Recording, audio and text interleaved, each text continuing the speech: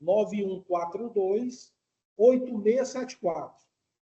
Decorando só essa parte final aí, que é o 8674. Esse telefone era o objeto dessa investigação, estava sendo alvo. E lá uma pessoa de nome Wellington mantém uma conversação com outras pessoas, inclusive um advogado, e comenta a realização desse crime. Em nenhum momento, Excelência, há menção ou a participação do réu Ezequiel, que é o apelante, em relação a essas escutas. Nada surge sobre a pessoa de Ezequiel durante essas escutas telefônicas. Ocorre, e não sabemos o motivo ainda como isso aconteceu, que esse número 859-9142-8674, de propriedade desse Francisco das Chagas Ferreira, já transferido o nome dele, surgiu o nome de Ezequiel, porque Ezequiel era proprietário desse número até março de 2017, quando ele sofreu na sua residência um furto ou um assalto já narrado e foi citado nas várias audiências. E as audiências, apesar de unas, mas elas não foram num ato só. Então, foi dito lá, pelas testemunhas de defesa de Ezequiel, e confirmando que ele tinha sido objeto, esse bem, esse telefone tinha sido furtado. Então, em março de 2017, esse telefone passou por nome de Francisco das Chagas Ferreira. Ninguém sabe como.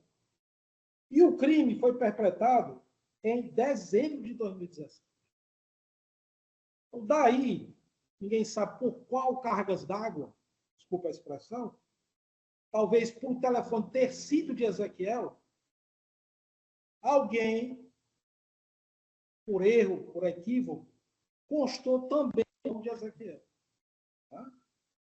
E foi feito 7 meses após os fatos, após o crime, foi feito um reconhecimento por foto e colocada a foto de Ezequiel.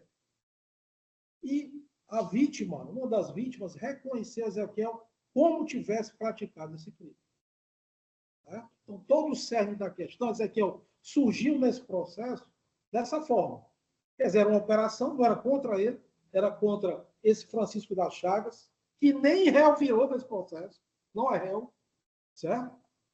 O mais interessante é isso, o criminoso já conhecido lá na cidade. Quem ficou como incriminado foi Ezequiel. Feito o reconhecimento dessa forma, por foto, em delegacia, ferindo de morte, né, os preceitos do Código de Processo Penal, quanto ao reconhecimento dos réus ou dos acusados desse caso. Tá? Da oportunidade da audiência, quando houve a audiência de instrução, por videoconferência, tanto a vítima menor de idade como a mãe foram uníssonas no seguinte, foram uníssonas. Elas disseram que ele está completamente diferente, não é a mesma pessoa, porque o autor do fato era branco e forte, e ele estava completamente diferente, moreno. Né?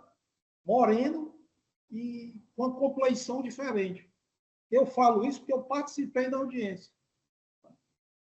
Então, estranho. Quando ela diz, é esse aí, mas está completamente diferente. Então, um reconhecimento por foto. Depois, um reconhecimento feito dessa forma. Nós, como defesa, fizemos realmente a contestação alegando esses fatos na oportunidade. Tá?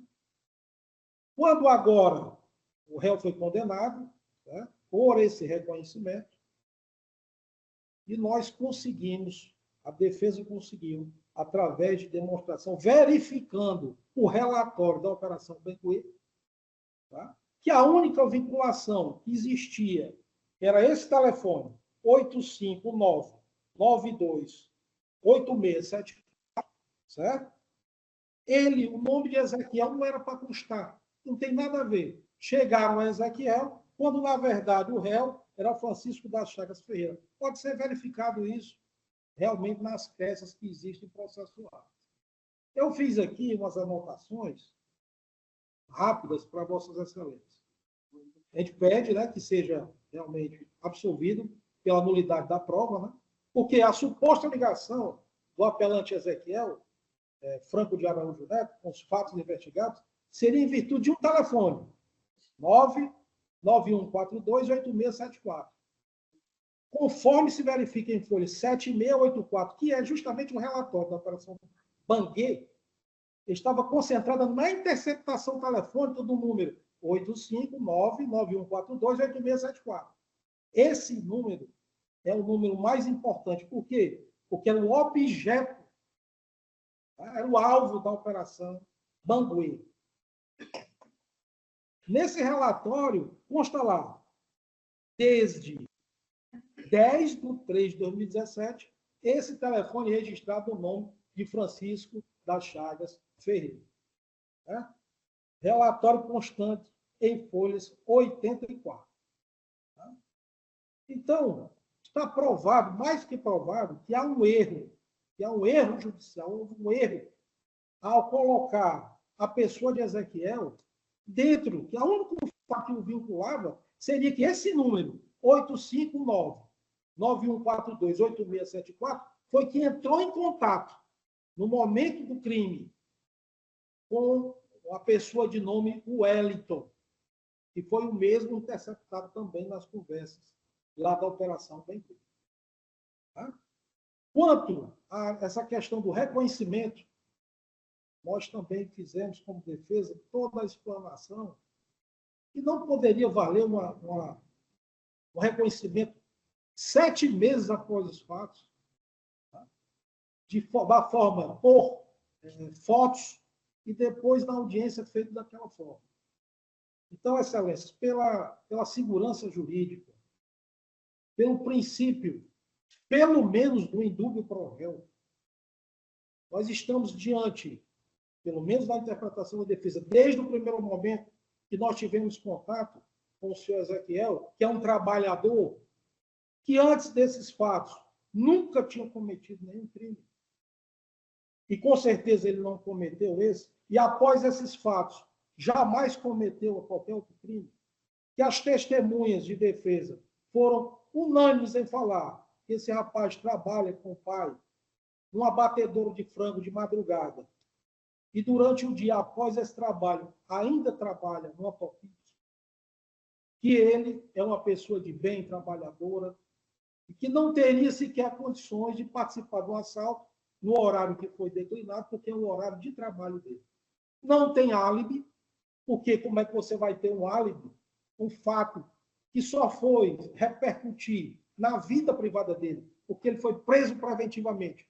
Quase 8 meses depois, como é que nós vamos arranjar um álibi nesse dia, a não ser que fosse um aniversário, um casamento, uma data importante? Então, a defesa, desde o começo, que vem elencando para a autoridade judiciária a inconsistência dessa acusação. Nós vemos colocando que não tem como se sustentar uma acusação em um relatório que está apontando quem era o alvo, apontou quem era a pessoa que estava sendo ouvida, já Ezequiel foi ouvido perpetrando crime, combinando o crime. Tá? A única vinculação é esse telefone que foi do nome dele para o nome do bandido em março de 2017. O fato aconteceu em dezembro de 2017. E ele foi preso em junho de 2018. Então, Excelências, a defesa, em nome disso, em nome de uma justiça justa, que veja o caso desse rapaz, foi preso injustamente, passou 7 meses preso, passou vários meses de tornozeleira eletrônica, que seja vista a situação desse rapaz pela situação fática. Vamos ver os fatos. O relatório errou, incluir o nome de Ezequiel indevidamente. O número de telefone que vincula Ezequiel ao fato é o número do nome de Francisco das Chagas Ferreira, e não de Ezequiel. Peço bem a Vossas Excelências para examinar esse caso, muito controverso. Até o atendimento do advogado foi difícil na comarca de Pitoretama, né? O processo era físico, para dar acesso ao advogado. Nós não tivemos plenas condições, pelo menos de início. Essa operação Benguê, a defesa não teve acesso. Nós pedimos acesso à operação Benguê, lá em Pacaju, e nos foi negado também. E fica somente o relatório a vincular o nome de Ezequiel, de um número de telefone, um telefone, que desde março daquele ano, o fato foi em dezembro, não pertencia mais a Ezequiel. Essa é a nossa explanação dentro de um panorama que a defesa pede realmente que Vossas Excelências observem essa situação para não haver condenação de inocente. Tá? Porque esse reconhecimento, 8 meses após, e dessa forma, no nosso entender, vai ensejar uma injustiça, porque esse rapaz, no entender da defesa, no que nos foi demonstrado, é completamente inocente. Eu peço a Vossas Excelências que analisem esses fatos e inocentem esse réu, porque ele está sendo vítima de um erro desse relatório. Induziu o juízo a erro e está induzindo a todos a erro. Peço a absolvição do réu. Agradeço e desejo a todos um bom trabalho. Obrigado, doutor Gladson, né, Alves do Nascimento. Concedo a palavra ao doutor Sávio Amorim para a manifestação da Procuradoria de Justiça. Saúdo o doutor advogado do apelante, Ezequiel Franco, de Araújo Neto. O doutor Gladson aqui fez um trabalho brilhante, muito embora tenha por discordar, haja vista que no parecer do Ministério Público enfrentou todas as teses, todos os temas questionados, a insurgência, muito embora nos autos a prova que emerge é de que as vítimas reconheceram o recorrente como um dos autores do roubo. Ademais, é importante destacar que a sentença de primeiro grau, diga-se de passagem, muito bem elaborada, ela exaustivamente abordou a prova e, inclusive, esses temas que aqui não vou repeti-los, haja visto o adiantado da hora e ainda temos sustentação, que são as nulidades, tudo isso, o reconhecimento fotográfico, já abordado no parecer depositado nos autos, mas que conto a Vossas Excelências que existe uma sentença sem a necessidade de qualquer reparo. Diante disso, o Ministério Público reforça o nosso parecer já contido nos autos, no sentido de que seja improvido o apelo, Excelência. Obrigado, doutor Sávio. Passa a palavra ao eminente relator, desembargador Benedito Helder Ibiapina. Boa noite, senhor presidente. Eu também parabenizo o doutor Gleidson pela sua sustentação oral, pelo seu esforço hercúleo desenvolvido no sentido de obter desta corte o provimento do apelo. No entanto, eu já adianto que eu estou desprovendo o apelo, conforme foi bem pontuado pelo nobre representante do Ministério Público. E, nesse sentido, eu peço licença para ler tão somente o projeto de emenda, tendo em vista que o inteiro teor do que foi questionado pela nobre defesa foi detidamente analisado e decidido no corpo do projeto de emenda que eu submeto à apreciação de Vossas Excelências. Né? Emenda penal, processo penal, apelações criminais, roubo majorado por uso de arma de fogo e concurso de agentes. 2 recursos defensivos, artigo 157, parágrafo 2º, incisos 1 e 2 do Código Penal Brasileiro. Sentença condenatória. Recursos defensivos. 1.1. Recurso do réu Francisco Wellington Alves da Silva, vulgo Louro e Neném. Preliminar de justiça gratuita. Não conhecimento. Matéria afeta ao juiz da execução penal. 1.2. Pleito de manifestação da Corte para fins de pré-questionamento sobre questões constitucionais e legais referidas no apelo desse cabimento. Tal pleito mostra-se totalmente impróprio, haja vista que as questões relacionadas ao objeto do recurso foram cuidadosamente examinadas e devidamente decididas, consoante as razões e fundamentação antes declinadas, prescindido o julgado da análise sobre princípios de ordem legal e o constitucional mencionados nas razões recursais. 2.1. Pretensão absolutória. Pleito comum a ambos os réus Francisco Wellington Alves da Silva e Ezequiel Franco de Araújo Neto.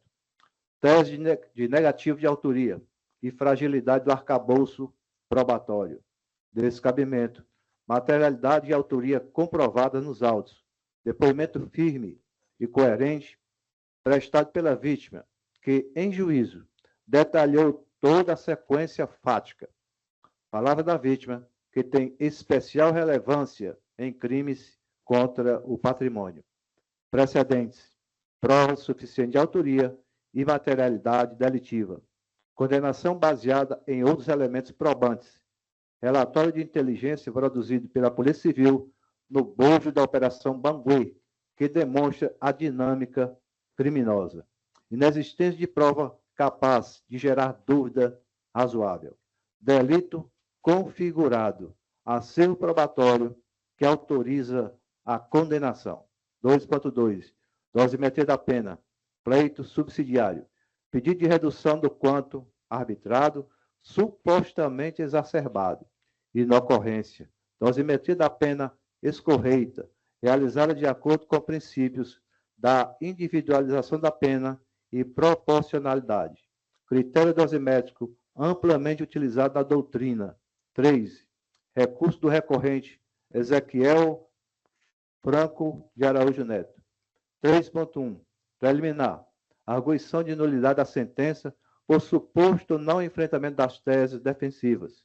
Suposta violação aos artigos 8º, item 1, da Comissão Americana de Direitos Humanos. Artigo 5º, inciso 54 e 55 e 93, inciso 9º, ambos da Constituição Federal de 88 e artigo 381 e 403, ambos do Código de Processo Penal. Descabimento. Juiz primeiro, que utilizou a argumentação robusta, princípio do livre convencimento motivado do juiz. 3.2. Preliminar. Alegação de ilegalidade do reconhecimento fotográfico realizado pelas vítimas. Alegada nulidade. Não ocorrência. Vítima que reconheceu firmemente o réu, extremo de dúvidas, demais elementos de prova que corroboram a autoria e materialidade do crime, de modo a suprir eventuais irregularidades. Precedentes. 3.3. Mérito. Pretensão de reconhecimento de erro material no relatório específico, sigiloso de interceptações telefônicas. Operação Banguê. Suposta nulidade absoluta de provas. Descabimento. Réu que não trouxe qualquer documento comprobatório apto a demonstrar que o celular interceptado na Operação Banguê não estava na sua posse, limitando-se a suscitar a tese, deixando de demonstrar quaisquer provas. 3.4. Pedido de detração. Não conhecimento. Matéria afeta ao juízo da execução. Matéria afeta ao juízo da execução. Apelo não conhecido. No ponto. 3.5. Dosimetria da pena. Desiderado de redução do quanto da pena. Suscita primariedade e bons antecedentes. Dosimetria escorreita, não havendo reparos a se fazer. Ambos os recursos conhecidos em parte, na extensão cognoscível, desprovidos. Sentença condenatória mantida. É como eu voto, excelência.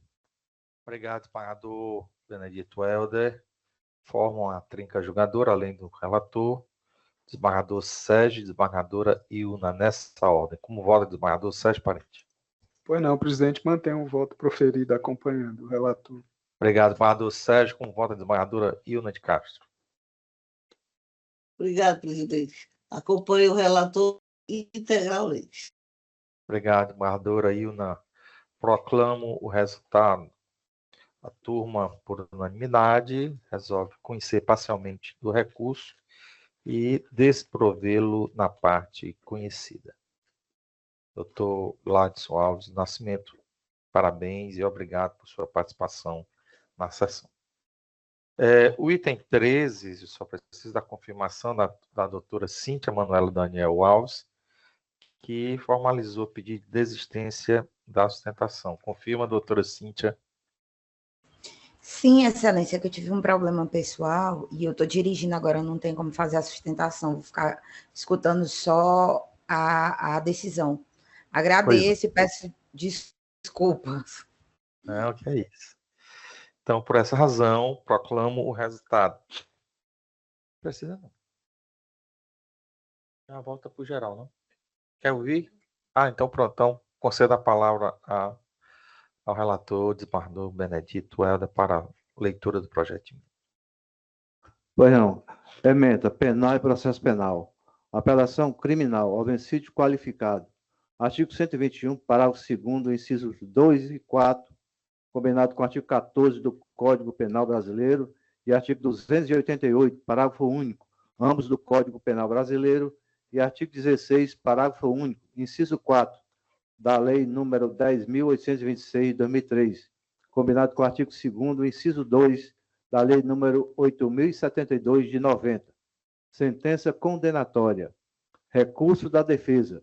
Interposição lastreada no artigo 593, inciso 3, letra C e D do Código de Processo Penal. 1. Preliminar de nulidade por suposta ofensa à súmula vinculante número 11 do STF. Não conhecimento.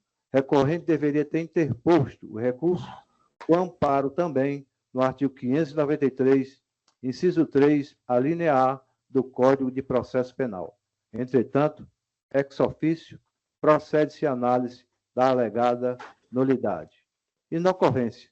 Juiz-presidente do Tribunal do Júri justificou em ata acerca da periculosidade do réu, utilizando as algemas para salvaguardar a integridade física dos presentes. Não demonstração de prejuízo concreto por parte da defesa ao recorrente. Princípio do pas de nulité sans griffe. Preliminar afastada. 2. Tese de decisão contrária à prova dos autos e consequente pleito de novo júri. Não acolhimento. Ausência de prova manifestamente contrária ao veredito popular. Arcabouço probatório robusto acerca da materialidade e autoria delitiva. Laudo pericial que atesta que a vítima sofreu múltiplos disparos de arma de fogo. Opção do Tribunal do Júri pela tese da acusação, com respaldo nas provas constantes nos autos. Súmula 6 do TJCE. Convicção íntima dos jurados. Princípio da soberania do veredito. Decisão mantida. 3.1. Dosimetria da pena. Pretensão de redução da pena. Alegada exacerbação. Não ocorrência. 3.2. Pretensão de redução da fração redutora da tentativa. Impossibilidade. Fixação no piso normativo. Legalidade. Iter criminis percorrido quase integralmente. Manutenção da fração de 1/3 para minorar a pena intermediária. Recurso parcialmente conhecido e na extensão conhecida, desprovido. Sentença mantida. É como eu voto, Excelência. Obrigado, desembargador Helder. Participam do julgamento o desembargador Sérgio Parente e a desembargadora Ilna de Castro. Nessa ordem, como vota o desembargador Sérgio Parente? Mantenho o voto proferido, presidente. Ok. Acompanhando o eminente relator, não é isso? Exatamente. Como vota a desembargadora Ilna?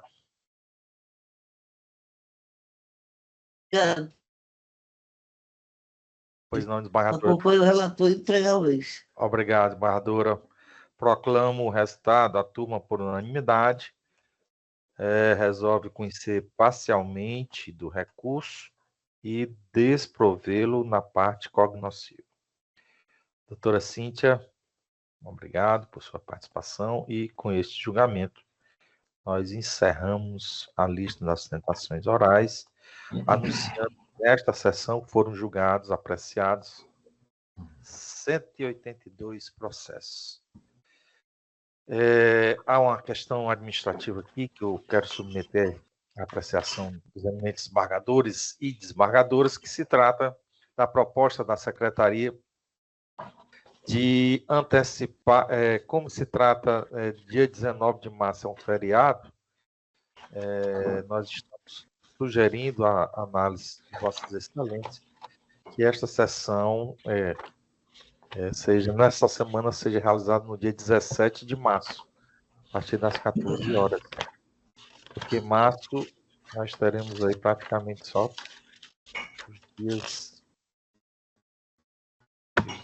duas sessões, entendeu? Dia 12 e dia 26, aí ficaria muito apertado. Vossas Excelências, como que os colegas decidem em relação nessa semana do dia 17 a 21, porque dia 19 é feriado, que é dia de São José, né? De acordo com relação a sessão para o dia 17? De acordo. A do desembargadora Ilna? Às 14 horas. Ok? Desembargadora Ilna, de acordo?